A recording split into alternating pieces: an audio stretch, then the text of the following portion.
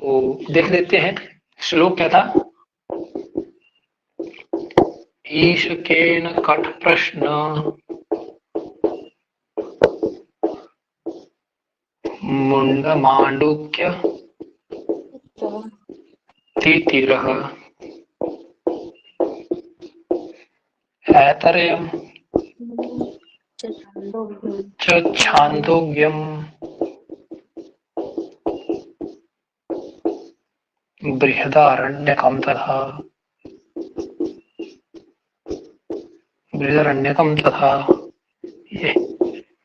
ये श्लोक है। ईशकेन कट प्रश्न मुंड मांडुक्य तितिरः ऐतरेयम् च छान्दोग्यम् बृहदारण्यकं तथा। ईश ईशावास्य उपनिषद, केनोपनिषद, कट कठ प्रश्न, प्रश्न प्रश्नोपनिषद, मुंड मुंडकोपनिषद, 6 मांडुक्योपनिषद, 7 तैत्तिरीय उपनिषद, 8 ऐतरेय उपनिषद, 9 छांदोग्योपनिषद, 10 बृहदारण्यकोपनिषद। ये 10 उपनिषद हमने यहाँ से पढ़ने हैं। ईशकेन कट प्रश्न मुंड मांडुक्य तितिरः ऐतरेयम् च छांदोग्यम् बृहदारण्यकं तथा। ये हमने यहाँ से पढ़ने हैं। ठीक है जी, यहाँ तक समझ आ गई सबको? बोलो यस सर। बोलो हाँ। अच्छा, आप इस श्लोक को सामने रखो। अब यहाँ से इन श्लोकों से जो आपने श्लोक अभी पढ़ा, इससे अब छांटना शुरू करो कौन से वेद का कौन सा है। सबसे पहले ऋग्वेद का देखो कौन सा लिखा है यहाँ पे। हाँ, ऐतरेय उपनिषद। अच्छा, यजुर्वेद के 2 विभाग हैं, एक है शुक्ल, एक है कृष्ण। शुक्ल से तो आ गया आपका ईशावास्य उपनिषद, है ना? और कौन सा शुक्ल से, कोई और है कि नहीं है? बताओ। हाँ, बृहदारण्यकोपनिषद। कृष्ण से तैत्तिरीयोपनिषद। और कोई? हाँ, कठोपनिषद हो गया। अच्छा, आगे ऋग्वेद, यजुर्वेद, सामवेद से पढ़ो जरा कौन कौन से हैं।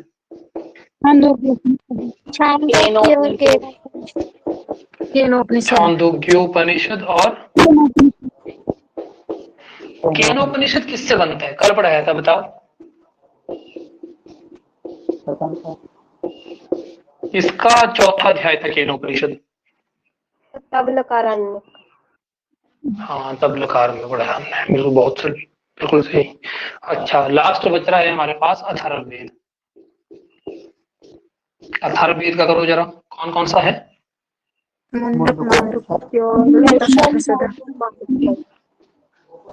हाँ, मुंडकोपनिषद, मांडुक्योपनिषद, प्रश्नोपनिषद। काउंट करो जरा कितने हुए। 1 2 3 4 5 6 7 8 9 10। ये विशेष रूप से हमने 10 पढ़ने। इन 10 के ऊपर हमारा विशेष कमांड रहेगी। शेष इसके इतर जो पढ़ने योग्य होंगे उनको हम साथ साथ पढ़ेंगे। ठीक है जी। सबसे पहले विषय शुरू करेंगे हम ऐतरेय उपनिषद। यहाँ से विषय शुरू करेंगे। ऋग्वेद से अपने उपनिषदों को पढ़ना शुरू कर रहे हैं। यहाँ तक किसी का कोई सवाल है तो पूछ सकते हैं आप। यहाँ से किसी का कोई सवाल? प्रश्न सीधे सीधे बनेंगे पेपर में। इनमें से कौन सा ऋग्वेद का उपनिषद है, या फिर बृहदारण्यकोपनिषद किस वेद का है, या फिर तैत्तिरीय उपनिषद किस यजुर्वेद की किस शाखा के अंतर्गत है, शुक्ल का है या कृष्ण का है इत्यादि। सामवेद का कौन सा है, इनमें से कौन सा अथर्ववेद का नहीं है उपनिषद। ठीक है, इस तरीके से प्रश्न बनते हैं। तो इस तरीके से आपने तैयारी करनी सबने। अच्छा, अब करते हैं शुरू हमारा पहला, जिसका नाम है, क्या नाम है पहले का? ऐतरेय उपनिषद। हाँ, एक और चीज, कल की परसों जो बात हो रही थी, दारासिकों के संदर्भ में पूछ रहे थे प्रश्न एक। हाँ, इससे पूर्व हमने कौन कौन से, श्वेतोपनिषद कृष्ण यजुर्वेद का है, वो लिख लो। एक पढ़ेंगे हम कौशिक की, जो आता है आपका ऋग्वेद का ही भाग है। और एक और आपने पढ़ना है मैत्रेयी उपनिषद, ये भी आपका कृष्ण यजुर्वेद का है। ये भी हम देखेंगे 3। एक और है कोई, चलो जब याद आएगा कर लेंगे। अच्छा, महानारायण और श्वेता श्वेत्रोपनिषद महानारायण उपनिषद जी, श्वेता श्वेत्रो श्वेत श्वेत तो बता तो दी कृष्ण यजुर्वेद, और कौन सा बोला? महानारायणी सर, मैत्रायणी कृष्ण यजुर्वेद में आ रहा है ये भी, और महानारायण बस यही महानारायण उपनिषद ये भी आपका वहीं आ रहा है, और यही तो है ना? यही यही। अब देखो दारासिकों के बारे में बात होगी थी, बताओ दारासिकों किसके बच्चे, किसका था ये, किसका पुत्र था ये दारासिकों? जी बताओ, ये औरंगजेब का बड़ा भाई था,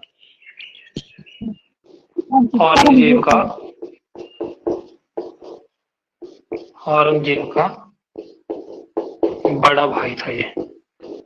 अच्छा एक मिनट, भादशाह बाबर, हुमायूं, अकबर, जहांगीर, शाहजहां, औरंगजेब, शाहजहां का पुत्र था ये, है ना?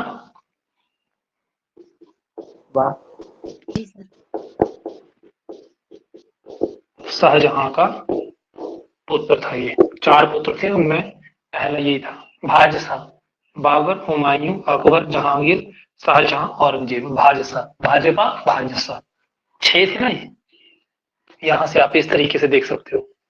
अच्छा, ये जो था ये तो बहुत बड़ा दार्शनिक आदि स्वरूप में था, इसको ये संस्कृत का ज्ञान भी रखता था। इसने 50 उपनिषदों पर भाष्य लिखे, 50 उपनिषदों को फारसी भाषा में किया था इसने, फारसी भाषा में रूपांतरित किया था इसने।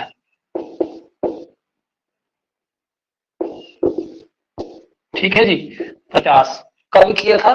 तो 1656-57 के बीच में, प्रश्नार्थ है 17वीं शताब्दी का।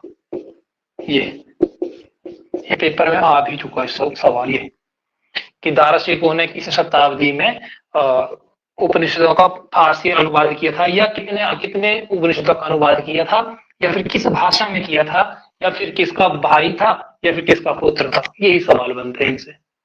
हालांकि राज्य के लिए इसको मरवा दिया था, औरंगजेब ने मरवा दिया था इसको। ठीक है जी, केवल इतना ही आपने यहाँ से पढ़ना होता है। आगे चले, बोलो। जी सर। इतना ही पढ़ना है। अच्छा, अब चलते हैं आगे। सबसे पहले ऐतरेयोपनिषद, ऐतरेयोपनिषद, ऐतरेयारण्यक के द्वितीय अध्याय में कहा है बताओ?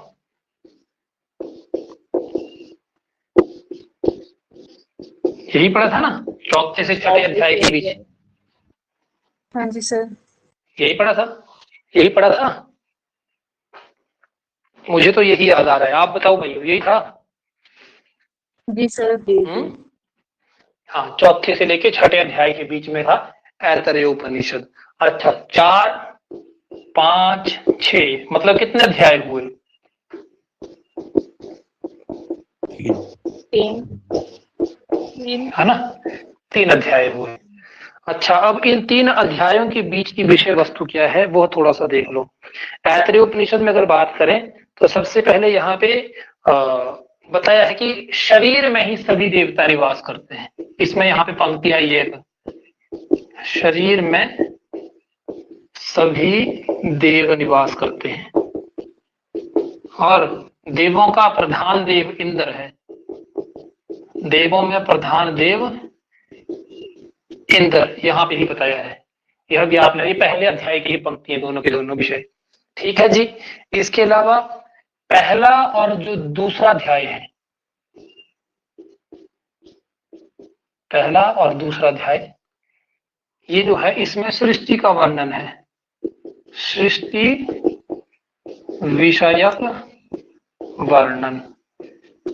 यहाँ पे बताई है सृष्टि 4 प्रकार की, जो हम पढ़ेंगे इसमें वेदांत आदि में, सांख्य आदि में, जरायुज, अंडज और कौन सी है? जरायुज, अंडज, हाँ, यहाँ पे भी आया है ये वर्णन, इसी को याद रखना। सृष्टि विषयक वर्णन दूसरे अध्याय में है बेसिकली। पहले में थोड़ी सी भूमिका है, दूसरे में सीधा वर्णन। जरायुज, अंडज, उद्भिद, स्वेद, 4 प्रकार की सृष्टि का वर्णन है दूसरे अध्याय में। तीसरा अध्याय जो है उसमें वर्णन आया है प्रज्ञानम ब्रह्मा। ये पंक्ति जो आती है तीसरे अध्याय की है। ऐतरेय उपनिषद के तीसरे अध्याय में वर्णन है प्रज्ञानम ब्रह्मा, जो क्या है? ऋग्वेद का महावाक्य। महावाक्य ये यहाँ पे आया है। ठीक है जी। यहाँ पे प्रज्ञान ब्रह्म मतलब जो हमारी मनों में दृष्टि है, जो मनों में हमारा स्वरूप है, वही प्रज्ञान आदि स्वरूप में है, वही सब कुछ है। इसी में ही सारे के सारे देवता इत्यादि निवास करते हैं। ये सारे के सारे वर्णन यहीं पे ही आए हैं।